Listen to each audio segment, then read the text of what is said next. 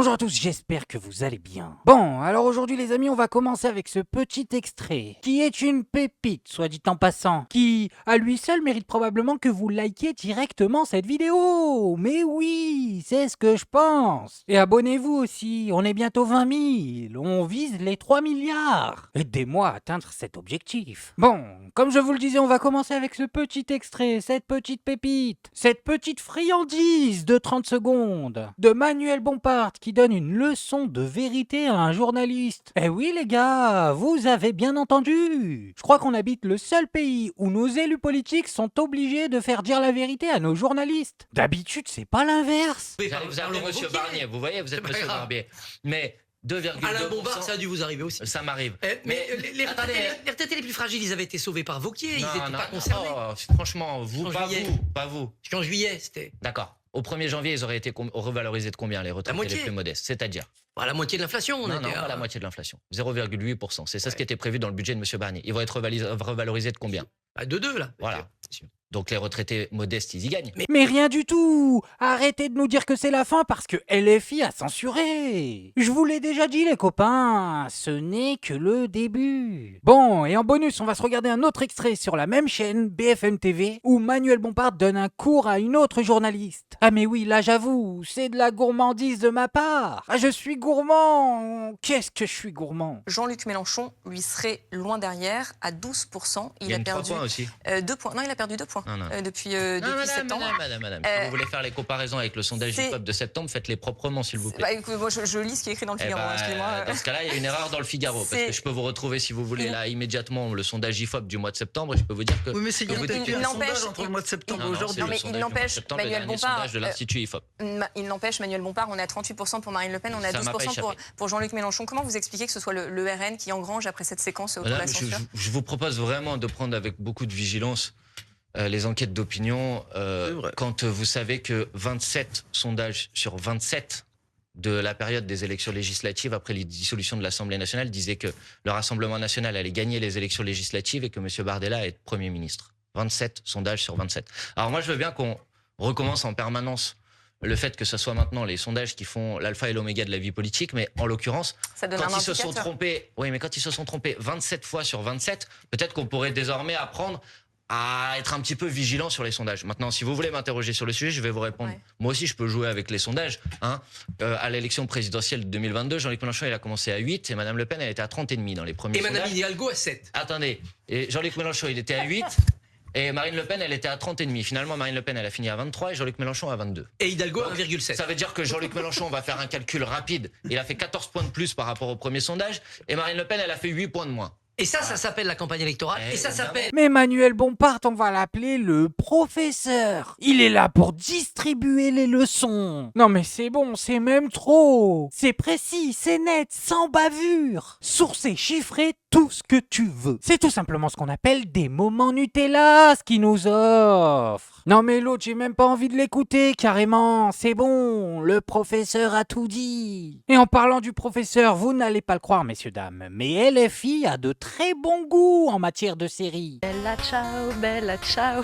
La vérité, c'est que vous n'avez pas le droit de vous foutre de ma gueule parce que je chante super mal et je vous promets qu'à plusieurs, ça donnait pas mal dans l'hémicycle. On avait un petit message politique à faire passer aujourd'hui au Parlement européen. This is not the Eurovision, ce n'est pas l'Eurovision, ce n'est pas non plus la Casa de Papel. Si vous pouvez respecter la dignité de cette maison. Bon, Roberta Metsola, la présidente du Parlement européen, on aime bien Casa de Papel et on n'aurait pas de problème à aller braquer la banque des plus riches et des grandes entreprises multinationales, mais petit rappel et cours d'histoire, Bella Ciao est un chant révolutionnaire qui a été entonné par les Italiens pour lutter contre les fascistes en Italie. Et bon, ignorer l'histoire, c'est le meilleur moyen et peut-être le pire moyen de le reproduire. Donc, on va passer la prochaine fois pour Roberta Metsola au niveau d'après dans les chants révolutionnaires, Siamo tutti antifascisti.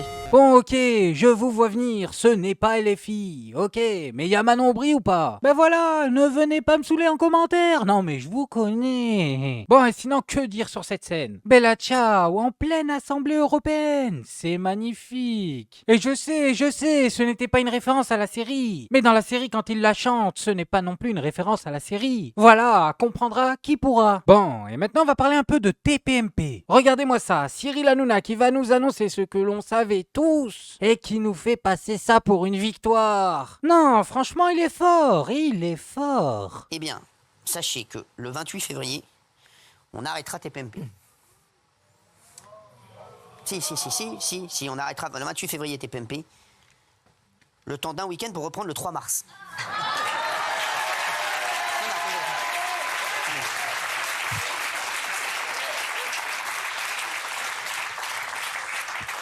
Voilà.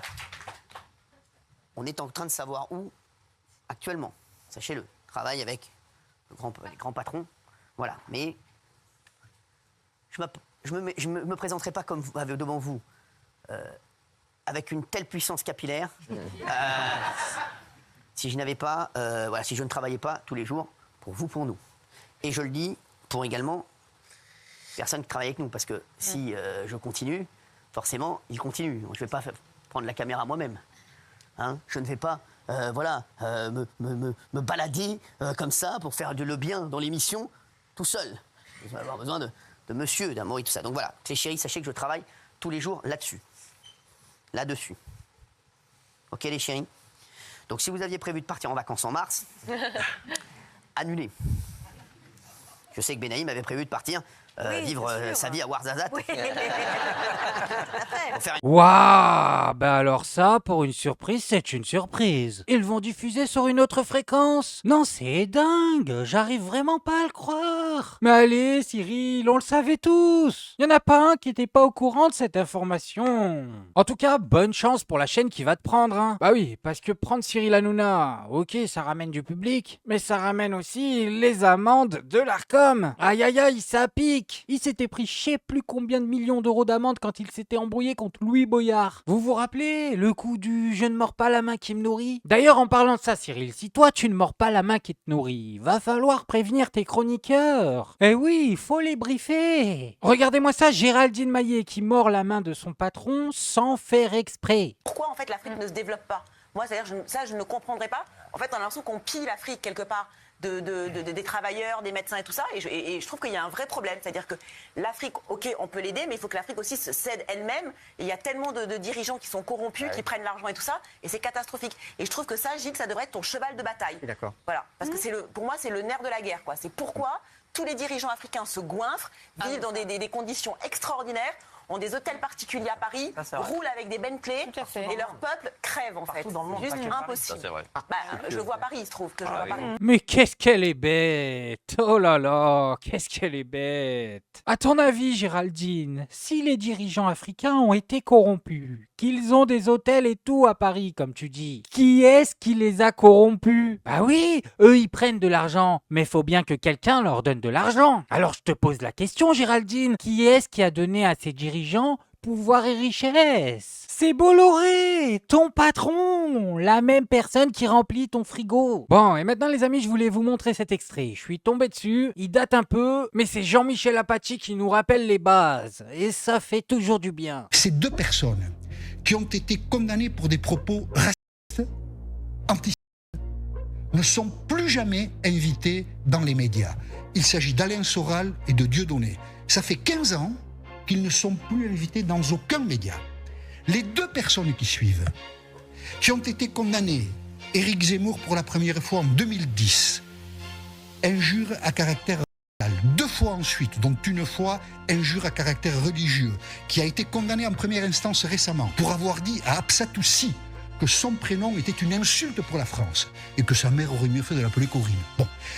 Et Geoffroy Lejeune, dont j'ai rappelé le pédigré, ces gens-là sont promus dans la presse. Le racisme à caractère antisémite vous fait quitter la presse de manière définitive. Le racisme à caractère anti ou anti vous assure des promotions dans la presse. On vous donne des émissions, on vous donne des tribunes et on vous confie la direction d'un journal. Pour moi, la conclusion est simple. C'est ça la France. Vous dites ? Zemmour, 3 fois condamné. Non, je parlais de Geoffroy Lejeune. Oh ben, Geoffroy Lejeune, c'est anti je sais pas quoi, enfin. Bon, anti ce que vous voulez, c'est raciste, quoi. C'est la justice qui l'a dit, hein. 2022, octobre 2022, jugement définitif sur le dossier Obono, insulte publique à caractère raciste. Voilà. Donc il y a des racismes qui sont mieux portés que d'autres en France. Mais c'est même plus du 2 poids 2 mesures, il y en a un qui t'offre une carrière et l'autre qui t'envoie aux oubliettes. Non, il a dit les termes, je suis désolé. Pourquoi Dieudonné et pas Zemmour? Bon, et maintenant les amis, on va se regarder David Guiraud, député LFI, mettre en PLS une députée macroniste. Ah mais oui, ça va nous faire du bien. Allez, on va passer un bon moment. Là, il y a vraiment urgence de prendre ses responsabilités. Alors, prendre ses responsabilités, il faut commencer par siéger à l'Assemblée. Parce que le groupe macroniste, sur l'examen du budget, vous étiez 20. D'accord ? Non, mais vous étiez 20 en moyenne. Donc, il y a un moment, en fait, quand on est élu par les gens pour travailler sur le budget de la nation... Vous vous mettez en scène chaque moment où vous êtes à l'Assemblée nationale. Les seuls qui ont défendu, en vérité, les seuls qui se sont opposés à nos mesures, notamment sur la hausse, sur la taxe sur les hauts patrimoines, c'est le Rassemblement national qui est venu à la rescousse. Mais qui se plaignait, mais d'ailleurs, il avait un peu raison. Il se plaignait en disant, mais attendez, on est en train de défendre le programme macroniste parce que les macronistes sont pas là. Non, je veux juste finir. Si on se projette, nous avons gagné des amendements concrets dans l'Assemblée nationale. Michel Barnier était le représentant d'un parti qui a fait 5% aux élections législatives. C'était intenable démocratiquement, il faut qu'il parte. Et il faut que cette fameuse coalition que nous avons vendue entre LR et les macronistes, qui ne tient absolument pas, il n'y avait aucune solidarité. Madame Spielboutch, je l'ai très peu vue sur le budget. Elle a été là un jour sur 3. Moi, j'étais solidaire du gouvernement Barnier, je serai solidaire d'un gouvernement, même si c'est un Premier ministre à gauche. Je finis là-dessus, nous avons gagné des amendements en séance, nous avons fini par voter pour la partie recette en séance, parce que nous avons fait un choix politique. C'est de dire maintenant, on arrête de taper sur les Français des classes populaires et moyennes et on va chercher l'argent dans les dividendes monstrueux que se sont fait les multinationales. Mais ça, c'est possible. Il y a de l'argent qui est disponible. Mais là, ça sera en 2024, donc ce ne sera pas le cas. Donc, quelle solution maintenant ? La solution, il va y avoir une loi spéciale. Nous ferons probablement des propositions à l'issue de cette loi spéciale, notamment pour que certaines dispositions suivent le cours de l'inflation en termes de rentrée d'argent. Mais non, c'est pas possible une loi spéciale. On va mettre un amendement, on va voir. Mais non, c'était anticonstitutionnel. Mathieu, c'est le président de la commission des finances qui bosse là-dessus. Oui. Donc, non, mais peut-être que ça vaut le coup de se demander si c'est possible. En tout cas, nous, on fait toujours, vous savez, on fait toujours au maximum pour essayer de préserver le train de vie des Français. Ensuite, il y aura le projet de loi de finances qui va poursuivre sa route. Et encore une fois, le projet de loi de finances, nous avons encore une fois été majoritaires sur la partie recette. Mais c'est pas nous qui l'avons rejeté.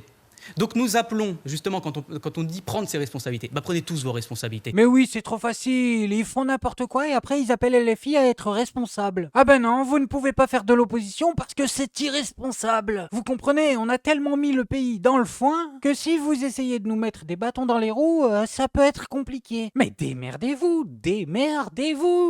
Ici c'est l'opposition, mon copain. Par définition, on fait quoi? On s'oppose. Bon, et maintenant les amis, on va parler un peu du prochain Premier ministre. Eh oui, il y a des rumeurs qui courent. Tout le monde est en train de dire que ce sera François Bayrou. Ouais, Bayrou. Si vous voulez mon avis, on nous prend encore pour des dindons. Celui que l'on cite le plus, c'est François Bayrou, le patron du MoDem. Question très concrète et précise. Déclaration de politique générale de François Bayrou. Motion de censure déposée, comme ils l'ont déjà annoncé, par la France Insoumise. Est-ce que vous la votez? Non, mais nous, on n'est pas dans la motion. On n'a pas le réflexe pavlovien de l'extrême gauche de déposer des motions de censure. Nous attendrons, comme pour Michel Barnier, de voir ce que François Bayrou propose au pays. On n'a pas d'hostilité à la personne de François Bayrou. C'est un homme convenable, François Bayrou. Mais en revanche, est-ce qu'il va nous parler des sujets que nous défendons? Est-ce qu'il va nous parler du quotidien des Français? Donc il n'y a pas de censure automatique pour François Bayrou? Jamais, mais il n'y en avait pas eu pour Michel Barnier. On ne l'a pas censuré automatiquement. On lui a laissé le temps de construire un budget et il est passé à côté. Mais oui, c'est ça. Comme si Bayrou allait être Premier ministre. Arrêtez, Macron est en train de nous refaire la même chose que la dernière fois. Eh oui, c'est sûr, c'est lui qui fait fuiter des noms. Je sais pas pourquoi il fait ça, ça doit le faire rire. En tout cas, aucune chance que François Bayrou ne soit nommé Premier ministre. Tout simplement parce qu'il y a 2-3 dossiers qui ne sont pas Macron compatibles, disons. Regardez-moi ça date de 2017. Oui, ça ne marchera pas. Et ça ne marchera pas parce que les Français vont voir exactement ce que cette démarche signifie, ce qu'il y a derrière tout ça. Et qu'est-ce qu'il y a derrière? Derrière cet hologramme, il y a une tentative qui a déjà été faite plusieurs fois, de très grands intérêts financiers et autres, qui ne se contentent plus d'avoir le pouvoir économique, ils veulent avoir le pouvoir politique. À travers Emmanuel Macron, ses grands intérêts financiers auraient le pouvoir. Et d'ailleurs, c'est très simple. Posez-vous une question. Pourquoi ces heures et ces heures de télévision en direct? Pourquoi ces couvertures de magazines? Pourquoi ces pages et ces pages de photographies couleur autour de sujets autour d'histoires qui sont, vous l'avouerez, assez vides? Pourquoi tout ça? Parce que on a déjà essayé plusieurs fois. Essayé en 2007 avec Nicolas Sarkozy, ça n'a pas très bien marché. Essayé en 2012 avec Dominique Strauss-Kahn. Et ce sont les mêmes forces qui veulent réussir avec Macron ce qu'ils ont raté avec Strauss-Kahn. Alors le même gars qui nous expliquait en 2017 que Macron était un pantin va devenir son Premier ministre, son laquais? Mais allez, à d'autres. Je vous le dis, le nom du Premier ministre, ce sera comme Barnier. On l'aura le jour où il sera élu, ou juste avant, voilà, juste avant. Et en attendant, Macron va nous faire comme la dernière fois. Il va faire fuiter des noms comme ça. Ah mais peut-être même au hasard, qui sait? Bref, en tout cas moi je voulais juste vous montrer ça. Maintenant faites-vous votre avis tout seul. Faites attention à vous, faites attention à ce que vous regardez. Likez, abonnez-vous et n'oubliez pas, le petit com qui fait plaisir. Et on n'oublie pas le petit com qui fait plaisir. Non, le petit com qui fait plaisir. On n'oublie pas le petit com qui fait plaisir. Non, non, celui-là on l'oublie pas.